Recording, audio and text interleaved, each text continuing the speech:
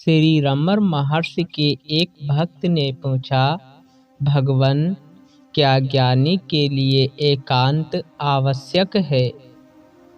पूर्व काल में एक किसान रहता था। उसकी एक पत्नी और 2 बच्चे थे। वह नित्य निरंतर अपने घर को चलाने के लिए कार्य किया करता था। उसका जीवन ऐसे ही चल रहा था। लेकिन जब वह काम कर रहा होता था तो वह अपने मन में यही सोचता कि इस जिंदगी से मैं ऊब चुका हूँ। रोज रोज वही कार्य करना, सुबह उठना, काम पे जाना और रुपए कमाकर फिर बच्चों का, पत्नी का भरण पोषण करना। ऐसी जिंदगी का क्या अर्थ, जिसमें रोज रोज बस वही कार्य करना। ना तो कोई मानसिक शांति है और ना ही कोई शारीरिक शांति है। अब तो मुझे एकांत चाहिए। मैं घर का त्याग कर जंगल की ओर प्रस्थान करूंगा।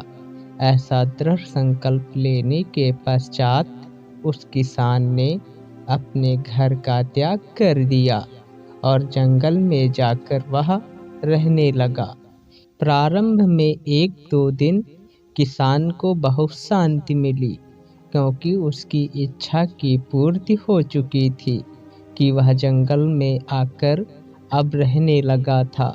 उसे लगा कि यह एकांत सेवन है, इसलिए वह प्रसन्न था।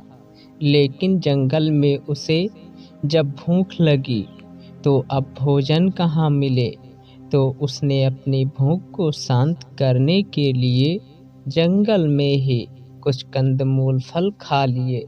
लेकिन कुछ समय पश्चात ही उस किसान को पुनः भूख लगी। उसने फिर कंदमूल फल खा लिए।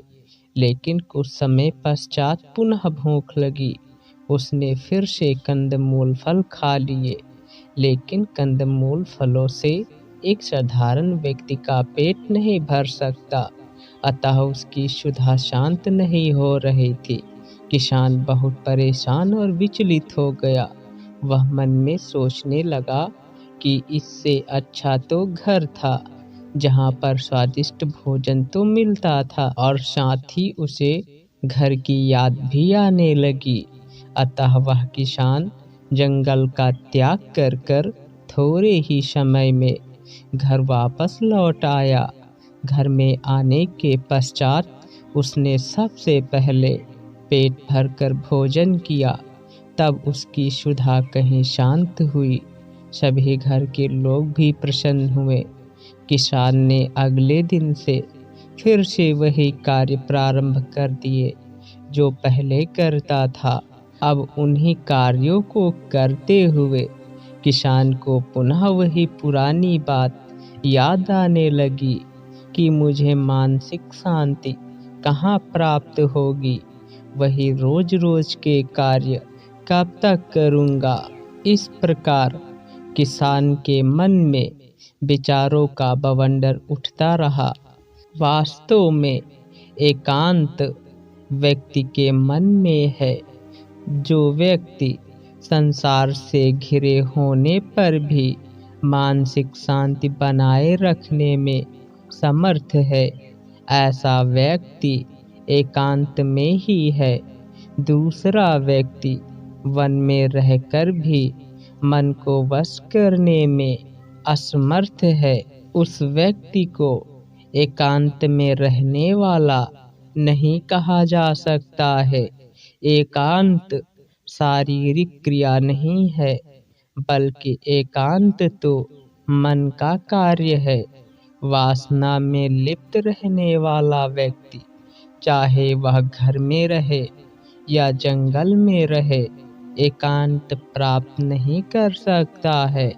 बल्कि जो व्यक्ति वासनाओं से निर्लिप्त रहता है, वह व्यक्ति सदा सर्वदा एकांत में ही है।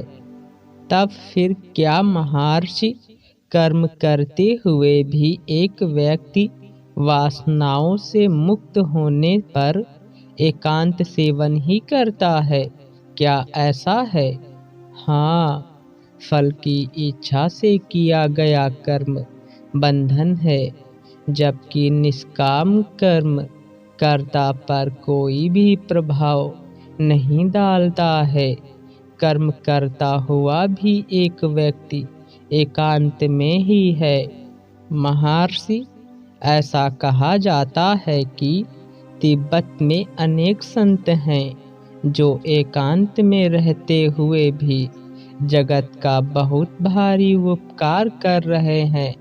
ऐसा कैसे हो सकता है? ऐसा हो सकता है।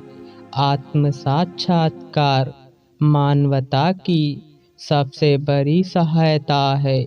इसी कारण वन में रहते हुए भी संत सहायक हैं, किंतु यह नहीं भूलना चाहिए कि एकांत केवल जंगलों में ही नहीं है।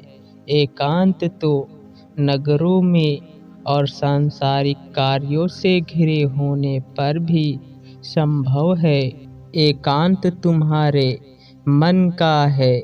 मन में उत्पन्न हुए विचारों का रुक जाना ही एकांत है। एकांत मानसिक शांति को प्रदान करता है, जो शरीर को एकांत में ले जाने से नहीं, बल्कि मन को एकांत कर देने से प्राप्त होती है।